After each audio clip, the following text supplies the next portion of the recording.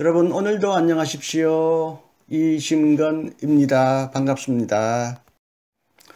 오늘 여러분에게 소개할 주제는 물리학과 초월성입니다. 조금 무거운 주제이고 제 전공과 관련 없는 주제이지만 초월성은 무엇보다도 종교적 혹은 신학적 영성, 초월성을 의미하기 때문에 이 주제를 오늘 여러분에게 소개합니다.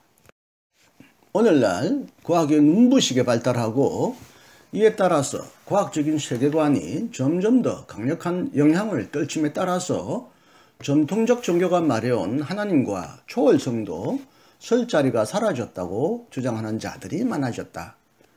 과학자들만이 아니라 철학자들과 신학자들 가운데서도 고대 종교의 신화적인 하나님, 초월적이고 초자연적이고 인격적인 하나님은 죽었으며 심지어는 하나님이라는 이름과 개념도 죽었다고 외치는 사람들이 늘어나고 있다. 현대과학은 과연 초월적인 세계와 존재를 완전히 부인할까? 초월성은 현대 물리학에서 설 자리를 완전히 잃어버렸고 완전히 무의미해졌을까? 독일의 루트교 신학자 호르스트 게오르크 퓨엘만이 그의 저서 교의학, 제가 옮기고요. 신앙과 지성사에서 두 번째 출판되었습니다. 155쪽 이하에서 요약한 글 물리학과 초월성을 한번 읽어보기로 하자. 뮌헨의 물리학자 뒤르에 따르면 막스 플랑크 이래 고전 물리학이 원자 물리학으로 선회한 이래 물리학과 초월성은 이제 서로를 적대시하기보다는 오히려 서로를 보완하고 있다. 양자는 서로 다투기보다는 서로를 보충해준다. 원자 물리학으로의 선회는 다음과 같은 깨달음을 주었다. 자연 속에는 절대적이고 보편적인 법칙성이 전혀 존재하지 않는다. 최종적으로 쪼갤 수 없는 현실이 아닌 원자의 세계가 증명하듯이 모든 것은 유동적이다. 원자 현상에 관한 확실한 설명은 객관화할 수 있는 하나의 세계가 실제로는 전혀 존재하지 않으며 이것은 오직 우리의 사고의 구성물에 불과하다는 놀라운 결론을 낳았다. 모든 것은 궁극적으로 합리적으로 설명되어야 하기 때문에 초월성은 자연과학의 발전 과정에서 점점 더 배제되어야 한다고 오래전부터 사람들이 생각했다면 이제는 결론이 거꾸로 드러나고 있다. 곧 우리가 명백하게 파악할 수 있는 물질적 세계는 점점 더 하나의 가상적 실체로 드러난다. 따라서 세계는 영향을 줄 수 없는 그리고 모든 미세한 분야에 이르기까지 고정되어 있는 그리고 엄밀한 자연 법칙에 따라서 움직이는 하나의 거대한 기계적인 시계가 아니다. 이런 생각은 19세기 물리학자들이 고전적인 인과 원리의 자연스러운 결과로 강요한 생각이었다. 그리고 그들은 모든 종류의 초월성은 주관적 착각으로 간주되어야 한다고 오도했다. 세계의 시간적 발전에서 볼 때 세계는 곧바로 붙잡을 수 없는 하나의 강물과 더 가깝다. 우리의 부분적인 사고는 오직 강물 속의 특정한 파동, 소용돌이, 여울만을 파악할 수 있고 오직 그런 것들만이 우리에게 자연법을 통해 설명할 수 있는 실제가 된다. 자연과학은 가치 중립적이다. 우리가 자연법칙을 다룰 수 있기 위해서는 우리 존재의 더 깊은 층으로부터, 종교로부터 우리가 끌어오는 가치, 표상들이 필요하다. 인간이 행동할 수 있기 위해서는 자신의 과학적 인식을 초월하는 통찰이 필요하다. 인간은 초월적인 것의 안내를 필요로 한다. 이미 물리학자 막스 플랑크는 다음과 같은 명제를 주창했다. 종교와 자연과학은 서로를 배척하는 것이 아니라 서로를 보완하고 제약한다. 왜냐하면 자연 속에는 모든 상대성에도 불구하고 하나의 분명한 법칙성이 존재하기 때문이다. 이것은 인간이 창조한 것이 아니라 인간과는 무관하게 인간 이전에 존재한 것이다. 예컨대 에너지 보존의 법칙, 최소 효과의 법칙. 이러한 이성적인 세계 질서는 자연을 통치하는 전능한 이성을 추론하게 한다. 이러한 자연과학의 세계 질서는 종교의 하나님과 동일하다. 이러한 합치에도 불구하고 종교와 자연과학에는 하나의 차이점이 존재한다. 종교에게 하나님이 직접적으로 그리고 원초적으로 주어져 있다면 자연과학은 하나님을 간접적으로 추론한다. 만약 양자, 곧 종교와 자연과학이 하나님에 대한 신앙을 필요로 한다면 종교에게 하나님은 모든 사고의 시초에 존재하고 자연과학에게 하나님은 모든 사고의 마지막에 존재한다. 서로 다른 길은 인간에게 서로 다른 역할을 수행한다. 인간에게 자연과학은 인식을 위해 필요하지만 종교는 행동을 위해 필요하다. 알버트 아인슈타인도 종교와 자연과학이 서로를 보완한다고 보았다. 플랑크와 비슷하게 그가 주장하듯이 자연과학은 오직 무엇이 존재하는지를 주장하며 무엇이 존재해야 하는지를 주장할 수는 없기 때문이다. 종교가 없는 자연과학은 절름발이고 자연과학이 없는 종교는 맹인이다. 인격적인 하나님에 관한 표상을 부인한 아인슈타인은 우주적 종교성을 대변한다. 개인은 자연 안에서 그리고 사상세계 안에서 드러나는 인간적 손해의 무상함과 목적과 탁월함과 놀라운 질서를 느낀다. 개인은 자신의 현존을 일종의 감옥으로 느끼며 존재자의 전체를 단일체로 그리고 의미심장한 것으로 체험하기를 원한다. 다른 물리학자들도 분열하는 부분들의 전체에서 그리고 간섭하고 포괄하는 하나의 맥락과 계획에서 초월하는 실제를 본다. 만약 이것이 존재하지 않는다면 우리의 삶은 비뚤어지고 황량해진다. 그래서 오스트리아의 물리학자 슈레딩어는 다음과 같은 대담한 명제를 주창한다. 바라보고 생각하는 개인의 다수는 오직 가상적 실체일 따름이다. 그것은 실제로는 전혀 존재하지 않는다. 오직 전체가 존재할 따름이다. 우리는 이것을 수많은 작은 모형들 안에서 마치 유리 안에서 보듯이 본다. 오스트리아 물리학자 파울리도 역시 비슷하게 말한다. 17세기 이래 인간의 정신을 분리된 영역으로 엄밀하게 나누던 태도에 맞서 그는 대립의 극복을 주창한다. 합리적인 이해와 신비적인 일치 체험을 포함하는 종합도 이에 속한다.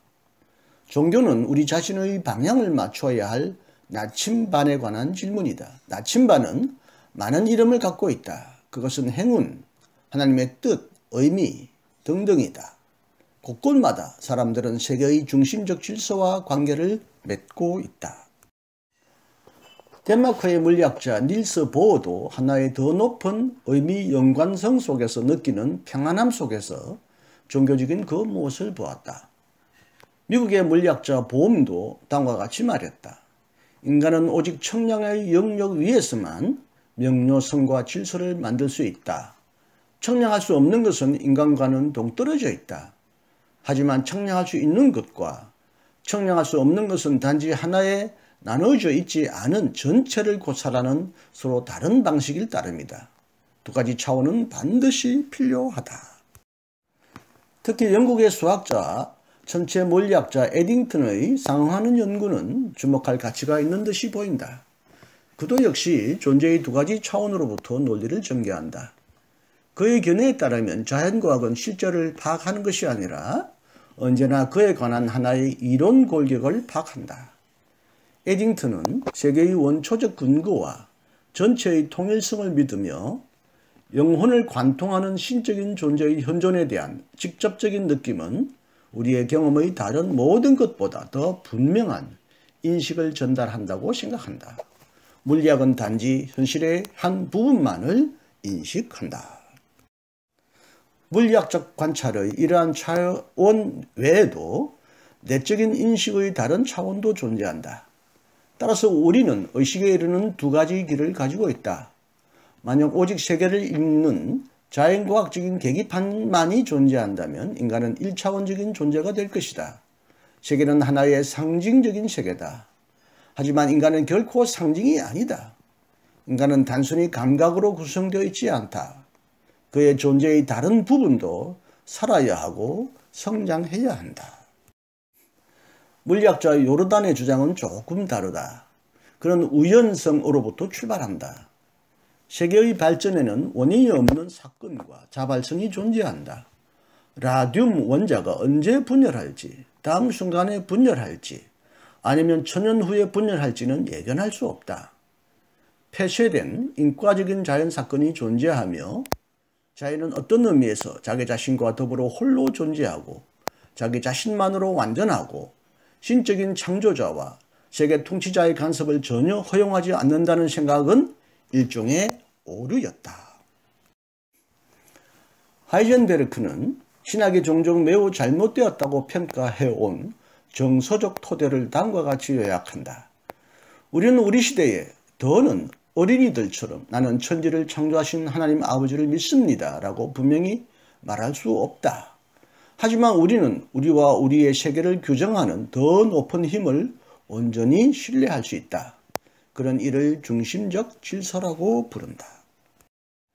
데이비스는 다음과 같이 주장한다. 온갖 특징을 지니고 있고 서로를 제약하는 흔적을 남기고 있는 복잡한 이 우주는 단순히 그렇게 존재할 수는 없다. 우주는 하나의 무한한 정신을 전제한다. 우리가 어디를 향해 바라보든 우주는 멀리 떨어져 있는 운하로부터 매우 깊은 원자의 구석에 이르기까지 단지 질서 정연한 것만은 아니다.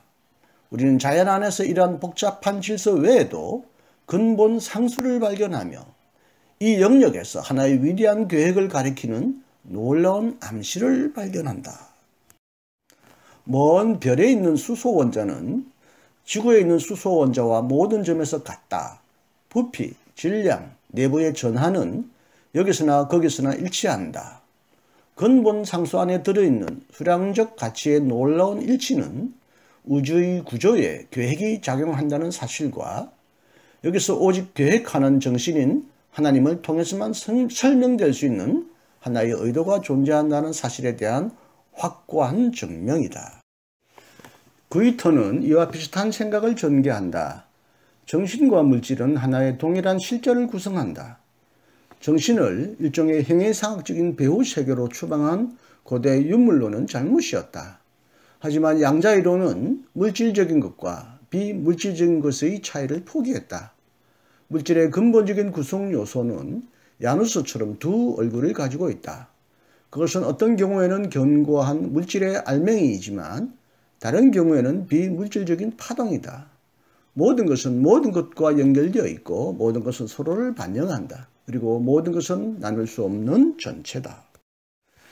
알맹이 상태와 파동 상태의 보완성 또는 상호 보완은 정신과 물질을 나누는 유월론의 종국을 의미한다. 우리는 우주를 우리가 바로 지금 결정하기 시작한 하나의 비밀 부호로 작성된 하나의 메시지로 이해할 수 있다. 누가 이 메시지를 작성했는가? 이를 작성하고 진화와 그 진로를 움직인 이 우주와는 다른 지성이 분명히 존재한다. 구이턴에 따르면 계획하고 조직하는 이 정신은 무한한 힘의 에너지다. 온 우주와 나중에 그로부터 전개되어 나온 것은 대폭발이 일어난 지 10의 -3초에 곧 엄청나게 짧은 순간에 10의 32도라는 어마어마한 열기 속에서 형성되었다. 그리고 그것은 10의 -cm가 되는 상상할 수 없는 작은 영역 안에 들어 있었다. 다시 말하면 그것은 지름이 단지 10의 -13cm 밖에 되지 않는 하나의 원자 핵보다 1000억 배나 작다. 우리는 세계의 진화의 이러한 기적에 대해 놀랄 따름이며 아미노산의 원자로부터 시작하여 분자를 거쳐 DNA라는 작품에 이르게 된 생명의 진화의 기적에 대해서는 두말할 것도 없다. 끝까지 경청해 주셔서 감사합니다. 오늘도 행복하십시오. 이신근이었습니다.